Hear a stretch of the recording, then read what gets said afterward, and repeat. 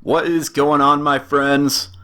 Got a lot of Pokemon news today, so let's get right into it. I was not expecting a giant batch of news like this, so I'm gonna go through some rumors, go through the Pokemon that are confirmed to be coming back so far, and try to keep you guys updated on what we've got. So let's get started.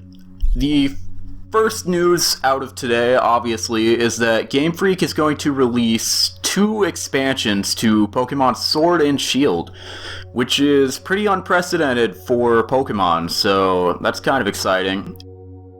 It will, of course, cost more money than the base game, so you've got to drop an extra $30 to get all of this content they're releasing, but there's some good stuff in there. I don't mind paying that to make this game a little better.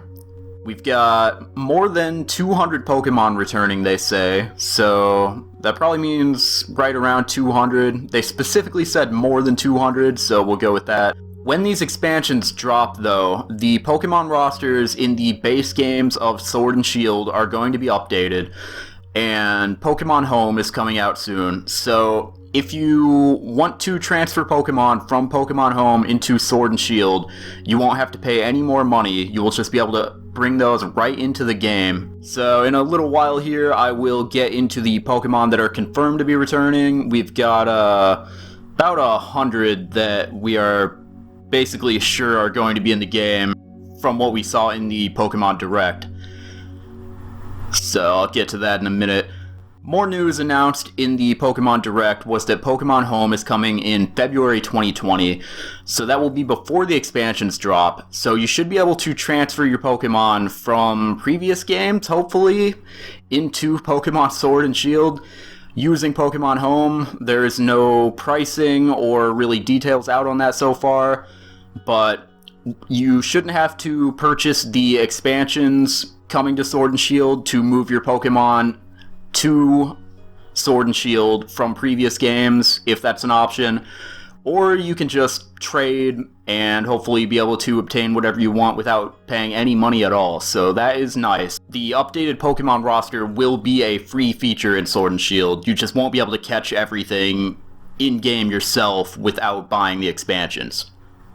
Before we get into the expansion details, the next bit of news for the game as it is currently is that we're going to be starting an event for Gigantamax, Colossal, Lapras, Flapple, and Appleton to see them more commonly in max raid battles. So I believe with that update that just came out today, which also includes a free Galarian Slowpoke, we should be seeing those right now immediately. So go check out your max raid dens, see what's in those. And if you want that free Galarian Slowpoke, you just go to Wedgehurst Station, which is connected to the wild area. That's where you get your Let's Go Pikachu and Eevee free Gigantamax Pokemon. And there should be a new trainer in there who will give you a free Galarian Slowpoke. It's, should have a screenshot of it here. Looks just pretty much like normal Slowpoke, but it's got some yellow on it. And this Slowpoke will also come with a new Galarian version of Slowbro and Slowking, but we won't be able to evolve them just yet. It is going to require some items that are going to come exclusively in the expansions, so for now you're allowed to have Slowpoke today, but you won't be able to evolve them until the expansions come out, so keep that in mind. Now for the expansion exclusive information we have so far. We are getting the Isle of Armor Expansion 1 first, and that is said to be coming by the end of June 2020, so I don't know if that means there's some leeway for it to release earlier, but they are committing to it being out by the end of June. So the Isle of Armor is said to be a giant island off the shore of the Galar region, and its main theme is the theme of growth, so we will see what that means. But they have said that there's going to be a Pokemon Battle Dojo there, run by a guy named Mustard, who is a former champion and the mentor of Leon, the unbeatable champion from our beloved Sword and Shield. So, they're introducing a new character here, a grizzled veteran who's been there, mentors the champion of Sword and Shield before you become the champion, and I believe they said he will become your mentor as well, so all kinds of growth happening there. So I guess we'll see how that shakes out in the expansion. And we're also going to be introducing some new rivals in these expansions. In Sword, you are going to get Clara, a poison type trainer, and in Shield you're going to get Avery, a psychic type trainer. So add that to the long list of rivals we've already got in these games. That's gonna make like 4 now. So hopefully they're a little more up to our speed. We're already going to be in post-game by the time we fight these guys, so I hope they've actually got some decent teams, because most people have been playing competitive at the time we are going to be seeing them. Next up in this expansion, we've got new legendary Pokemon. We have the base form Cubfu, who evolves into Urshifu, who is going to have 2 different forms. It will have a single strike style, which will be fighting and dark type. And it will also have a rapid strike style, which will be fighting and water type. So, from what we know, Cubfu should be able to evolve into either of these forms. I don't think it will be able to switch between them. You just have to pick one, probably. And it will also have a Gigantamax form for each style, so that's pretty cool. And coming with these expansions are going to be several new Gigantamax forms. The ones we know about right now are Inteleon, Rillaboom, and Cinderace, along with the Urshifu forms that we know about. So, finally our Galarian starters are getting their Gigantamax forms. I don't think that was confirmed until now that they are getting them. It's kind of weird the game launched without Gigantamax forms for the 3 starter lines, but these look very cool.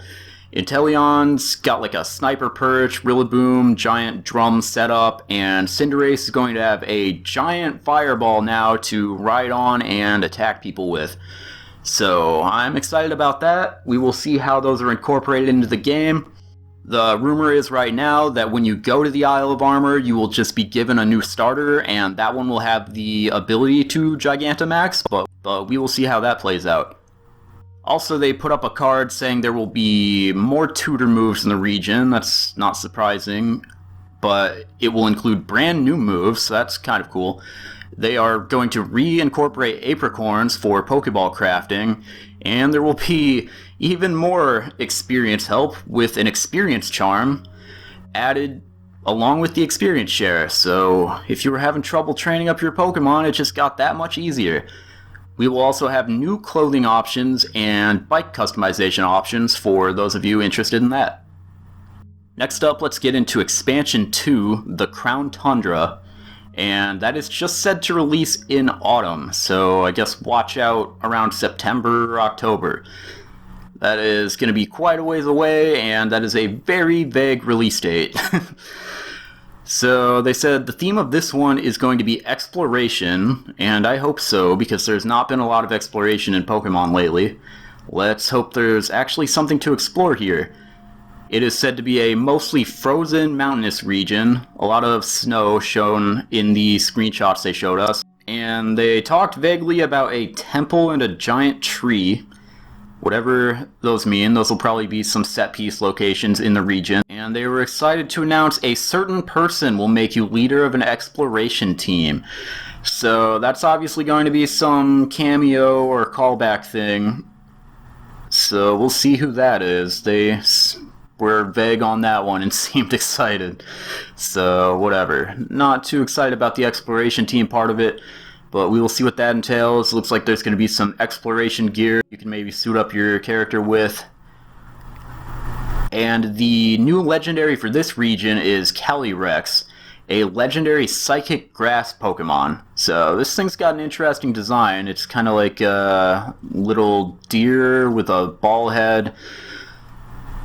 Psychic grass, so not breaking any new ground with the typing, but it's got an interesting design, and we will see what it actually does competitively. And next up, we've got a new co-op play mode. So instead of just the max raid battles, we're going to have the ability to explore Pokemon dens with some kind of walking and exploration, searching for legendary Pokemon. They showed a lot of legendary Pokemon here. It looks like basically all of the old legendary Pokemon from the previous games are going to be reincorporated through these dens. And so that's pretty exciting. It looks like it's going to work a lot like the Ultra Wormholes from Pokemon Ultra Sun and Moon. So hopefully this will be a fun little mini game to go collect all of the previous legendaries, and we are going to get a big influx of strong new Pokemon added back into the game. Now I think the thing I'm most excited for that they revealed was Galarian forms of Zapdos, Articuno, and Moltres being added into the game. And just looking at the trailer, the effects shown when they showed the pictures of these things, it looks like we're going to have an electric fighting Zapdos, an ice psychic Articuno, and a fire dark Moltres probably. So these things have really cool designs and hopefully will be remixed to be more competitively viable in the current times. I'm sure they will be updated and made more playable than they have been previously. And more exciting news on the legendary front, we've got 2 new Reggie forms. So we've got an electric Reggie Pokemon and a dragon Reggie Pokemon. It looks pretty clear. So the rumored names going around are Regishock and maybe for the dragon one, Regidrake or Regidragon. Those kind of fit the naming conventions of the ones we already have. That was an unexpected bit of news to spice up that old group of legendary Pokemon that we all love. This region is also going to include new character customization options. Both expansions will, so we will see what comes of those. They've shown some screenshots, but we won't really be able to see all what's available until we get our hands on them. Now just to run through some rumors that are floating around. They're saying that Meryl could get a Galarian form, and it could also have a new evolution at the end of the line. So it is confirmed that Meryl will already be added to the games, so this kind of makes sense. It's an old favorite Pokemon from Generation 2, so I wouldn't be surprised to see it get a Galarian form, maybe a Galarian evolution. Another rumor is that we are going to have even more new Gigantamax forms, such as Regigigas getting one, Calyrex having one, which would make sense as the other new legendary, and Garchomp having one. So Garchomp's a fan favorite Pokemon. Regigigas would be cool to have a Gigantamax form, and I'm sure Calyrex will, as the other new Galarian legendary, when they've already confirmed that Urshifu is going to have one. And a long time ago, back before Sword and Shield were even released, there were rumors that Sword and Shield were going to have upwards of 16 possible gyms in the region. So there is a rumor that these new expansions will have new gym battles in them. So I really hope that's the case. It would be really cool to push the amount of gyms in a region up above 8 and get, who knows, 10, 12, 16 gyms total between all these expansions. So we could have an awesome amount of content here if they are going to add new gym battles or possibly even new challenge areas such as a Battle Frontier type area or something like that would be greatly appreciated in these games for the end game. Now I'm just going to fly through the Pokemon that are confirmed back already. They said there are going to be over 200 Pokemon brought back into the mix, so that'll bring us above 600, so that's pretty exciting. We are creeping closer to the full amount of Pokemon that we should have in these games. And hopefully, once they're done expanding, we will have every single Pokemon added to the game. So I'll just go through the ones Cerebi has confirmed right now, and then we'll go from there. We've got both Nidoran lines. So you've got Nidorina, Nidorino, Nidoking, and Nidoqueen. Zubat and Golbat. Psyduck and Golduck. Slowbro. Magnemite and Magneton. Chansey. Horsey and Seadra. Electabuzz. Articuno, Zapdos, and Moltres. Crobat, to go with his other forms. Meryl and Azumarill. Slowking. Kingdra, Elekid, Blissey, Raikou, Entei, and Suicune, Lugia and Ho-Oh, Azurill to go with the other Marill forms, Spheal, Celio, and Walrein, Beldum, Metang, and Metagross. Obviously all the Regi forms, Regirock, Regice, Registeel, Latios and Latios, Kyogre, Groudon, Rayquaza, Happiny, Gible, Gabite, Garchomp, Magnezone, Electivire, Uxie, Mesprit, Azelf, Dialga, Palkia, Heatran, Giratina, Cresselia, Zorua, Zoroark, Cryogonal, Larvesta, Volcarona, Tornadus, Thundurus, Landorus, Fletchling, Fletchinder, Talonflame, Amora, Aurorus, Deaden, Xerneas, Yveltal, Zygarde, Rockruff, Lycanroc, Tapu Koko, Tapu Lele, Tapu Bulu, and Tapu Fini. And then pictures of other ones were shown in the Direct that weren't listed here, such as Mewtwo. You've got Mewtwo, Zekrom, and Reshiram, and also Solgaleo and Lunala as well.